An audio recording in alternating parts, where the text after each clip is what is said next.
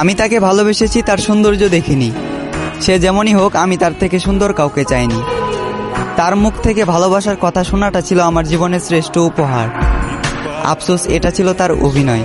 তবে আমার ভালোবাসাটা অভিনয় নয়, বরং তার এই অভিনয়ের কারণে তাকে পাওয়ার যুদ্ধে আজ আমাকে মানতে হলো হার। একটা সময় হাসির রাজ্যের রাজা ছিলাম, আজ সেই হাসিটাকেও হারিয়ে ফেললাম। আমি জানি আমি তার প্রথম নয়, বরং দ্বিতীয় ভালোবাসা ছিলাম। তবুও সে চিন্তাবাদ দিয়ে তাকে ফুলের মতো আগলে রাখলাম। আফসোস, সে ফুলের কাঁটাতেই আমার জীবন গেল, যে ফুলটা একটা সময় আমাকেও ভালোবাসার কথা বলেছিল। খারাপ তো তখনই লাগলো যখন দেখলাম চোখের সামনে অতি আপন মানুষটা হয়ে গেল পর। চোখ দিয়ে ঝরল বৃষ্টি, বুক দিয়ে বয়ে গেল কালবৈশাখী ঝড়।